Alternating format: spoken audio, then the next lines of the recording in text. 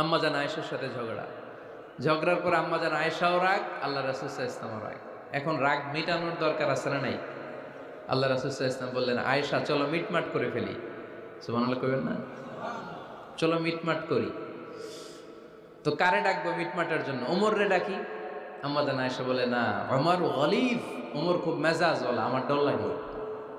তোমার আব্বারে ডাকি। আব্বারে ডাকেন। আব্বারে ডাকেন। খুশি হয়ে গেছেন আম্মাজান আয়েশা রাদিয়াল্লাহু। আবু বকর রাদিয়াল্লাহু চলে আসলেন, দাঁড়ালেন। এবার বিষ্ণু ইসা ইসলাম বললেন, তাচাকাল্লিমিন আও আচাকাল্লাম, কি ঘটছে আমাদের মাঝে, তুমি বলবা না আমি বলবো?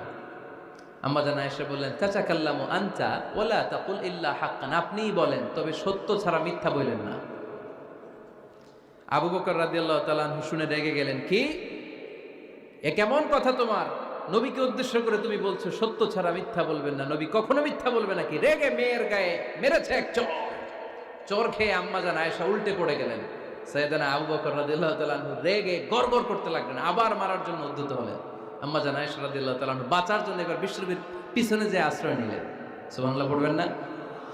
বিশ্বনবী সাইয়েদনা আবু বকরের সামনে দুই হাত মেলে ভেবে দাঁড়িয়ে গেলেন। আল্লাহর হাবিব যখন আম্মাজান আয়েশাকে বাঁচানোর জন্য দুই হাত উঁচু করে দাঁড়িয়ে গেলেন, সাইয়েদনা আবু বকর থেমে গেলেন। সাইয়েদনা আবু বকর এই পরিস্থিতি দেখে ঘর থেকে বের হয়ে ঘরের বাইরে দাঁড়ালেন।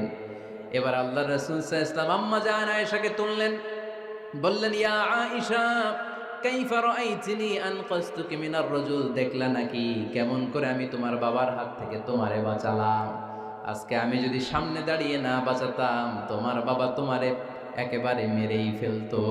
সুবহানাল্লাহ পড়ে। দেখছো আয়েশা, আমি বাঁচাইলাম তোমারে, আমার সাথে ঝগড়া করো, আমি বাঁচাইলাম। এই কথা শুনে আম্মাজান আয়েশা রাদিয়াল্লাহু তাআলা আনহা লজ্জায় পড়ে হেসে দিলেন। সুবহানাল্লাহ পড়বেন না?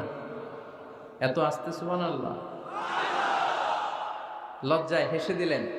বিষ্ণু ইসা ইসলাম এবার হেসে দিলেন। দুইজনের হাসাহাসি শুনে বাইরে থেকে আবু বকর রাদিয়াল্লাহু তাআলা আনহু হাসির আওয়াজ শুনে অবাক, কিরে এতক্ষণ যুদ্ধ এখন আবার হাসি কেন? হাসে দেখার জন্য সাইয়েদনা আবু বকর রাদিয়াল্লাহু তাআলা আনহু ঘরের ভেতরে ঢুকলেন। ঢুকে দেখেন আম্মাজান আয়েশাও হাসে, বিশ্বনবীও হাসে, সাইয়েদনা আবু বকরও হেসে দিলেন। আরশের উপর থেকে খুশি হয়ে গেলেন কে? এবার সাইয়েদনা আবু বকর বলেন, ইয়া রাসূলুল্লাহ, ইয়া হাবিবাল্লাহ, আশরিকানি ফি সিলমিকুমা কামা আশরাকতুমানি ফি হারবিকুমা। নবী গো, আপনাদের দুইজনের মধ্যে যুদ্ধ লাগলে যেমনি মিটমাট করার জন্য আপনি আমারে ডাকেন, আপনাদের এই আনন্দ ঘন মুহূর্তগুলোতে শরীক হওয়ার জন্য মাঝে মাঝে আমারে ডাইকে।